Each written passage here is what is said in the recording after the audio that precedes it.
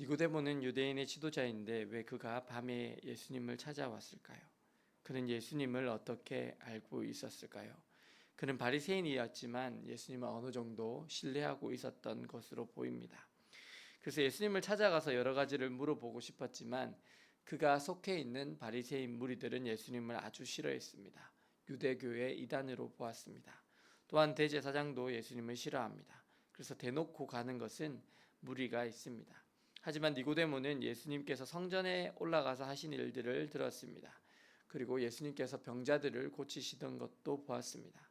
그래서 자신도 모르게 예수님에 대한 믿음이 그 안에서 자라갔습니다. 예수님이 진리이시고 우리가 찾고 있는 이 땅에 오신 메시아일지 모른다라는 생각이 니고데모의 마음속에 자리 잡게 되었습니다.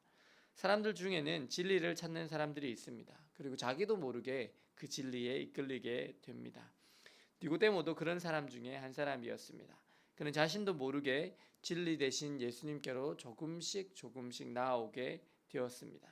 예수님이 진리이시고 하나님이 보내신 선생인 줄 알지만 바리새인 대부분들은 예수님을 인정하지 않기 때문에 그는 자신의 지위도 지키고 또 진리 대신 예수님도 따르고 싶기 때문에 밤에 몰래 예수님을 찾아온 것입니다. 그런데 그렇게 예수님을 찾아온 니고데모에게 예수님은 의도적으로 무엇인가를 말씀하십니다. 그것은 무엇일까요? 그것은 사람이 물과 성령으로 거듭나야 한다라는 이야기입니다. 도대체 거듭나야 한다라는 것은 무엇일까요? 왜 예수님은 니고데모에게 의도적으로 사람이 물과 성령으로 거듭나지 아니하면 하나님 나라를 볼 수 없다고 이야기하셨을까요? 니고데모에게 일부러 예수님이 이 말씀을 하신 의도가 있을 것 같습니다. 사실 그냥 니고데모는 진지하게 예수님을 칭찬했을 뿐입니다. 당신은 하나님께서 보내신 선생님이신 줄 제가 압니다. 하나님께서 함께 하시지 아니하시면 선생님이 행하시는 표적과 기사를 아무도 행할 수 없습니다. 라고 예수님을 극찬하였습니다. 근데 예수님은 이런 니고데모가 최선을 다해서 칭찬하는 것을 받고 나서도 고맙다라는 말씀을 하시지 않으십니다. 오히려 사람이 물과 성령으로 거듭나지 않으면 하나님의 나라를 볼 수 없다라고 이야기하십니다. 즉 하나님의 나라를 보려면 반드시 거듭나야 한다고, 새로 태어나야 한다고 말씀하십니다. 니고데모는 이런 예수님의 말씀을 전혀 알아듣지 못했습니다. 사람이 거듭나야 한다는 표현, 새로 나야 한다는 것은 처음 들은 것입니다. 그래서 니고데모가 궁금해서 다시 묻습니다. 사람이 어떻게 다시 태어날 수 있습니까? 모태로 갔다가 어머니 뱃속으로 들어갔다가 다시 태어납니까? 그러자 예수님은 그에게 물과 성령으로 거듭나지 아니하면 하나님 나라를 볼 수 없다고 말씀하십니다. 도대체 다시 태어난다라는 건 무엇일까요? 예수님은 왜 이런 말을 의도적으로 유대인의 율법 선생인 니고데모에게 하시는 것일까요? 사람이 다시 태어날 수 있습니까? 늙으면 어떻게 다시 태어납니까? 도대체 물과 성령으로 태어난다라는 것은 무엇일까요? 오늘 그 의문에 대한 내용들을 니고데모에게 예수님은 알려주고자 하십니다. 우리가 오랫동안 신앙생활을 해보면 교회 다니는 사람들 중에서 두 가지 종류의 사람들이 있습니다. 하나는 예수님을 믿고 점차적으로 변화가 되는 사람이 있습니다. 예수님을 알게 되면서 조금씩 성품도 좋아집니다. 가족들을 대하는 행위도 달라집니다. 그리고 그 사람의 삶에 있었던 악한 습관들이 점차적으로 끊어집니다. 그래서 새로운 사람이 되시는 분들이 계십니다. 아주 바람직한 일입니다. 근데 문제는 예수님을 믿지만 전혀 변화가 없는 사람들이 있습니다. 왜 어떤 사람들은 예수님을 믿었는데 좋게 변화가 갈수록 되어지고 어떤 사람들은 변화가 되지 않을까요? 그들의 차이는 무엇일까요? 왜 똑같이 교회를 다니고 예배를 드리고 헌금을 드리고 교회에서 봉사를 하는데 어떤 사람은 점차적으로 새 사람이 되어서 그 안에서 놀라운 하나님이 하시는 일들이 나타나는가 하면 교회를 수십 년 다니면서도 그 삶에 전혀 변화가 일어나지 못하는 사람들이 있을까요? 왜 오늘 니고데모는 예수님을 찾아왔을까요? 그는 어려서부터 율법을 배웠습니다. 유능한 랍비 밑에서 배웠습니다. 그리고 그는 율법을 가르치는 스승이 이미 되었습니다. 자신이 율법을 가르치지만 해결할 수 없는 문제가 있었습니다. 율법을 가르치고 하나님이 어떤 분이신지에 대해서 그는 평생을 가르쳐 왔습니다. 그런데 그에게 있어서 딜레마가 하나 있었습니다. 자신은 이제껏 율법의 말씀을 최선을 다해서 가르쳤지만 사람들이 안 변하다라는 것입니다. 성전으로 가고 회당으로 가고 율법의 말씀을 듣고 제사도 드리는데 그들의 삶이 변화되지 않습니다. 그래서 그가 가르치고 있는 율법에 대해서 한계를 느끼게 됩니다. 오늘 우리가 살아가는 시대에도 교회에서 종교 생활을 하는 사람들이 있습니다. 분명히 하나님의 말씀을 듣습니다. 예배를 드립니다. 헌금 생활을 합니다. 기도도 합니다. 그런데 하나님을 잘 모릅니다. 하나님의 뜻을 잘 알지도 못합니다. 그리고 자기의 열심으로 하나님과 상관없이 살아갑니다. 그런 사람들은요, 보통 큰 교회를 갑니다. 그리고 맨 뒷자리에 앉아 있습니다. 그리고 아무것도 하지 않습니다. 그래서 신앙이 자라지도 않습니다. 신앙생활을 믿음으로 하는 것이 아니라 그냥 다람쥐 쳇바퀴 돌듯이 그냥 교회만 다녀주는 사람들이 있습니다. 오늘 니고데모도 마찬가지였습니다.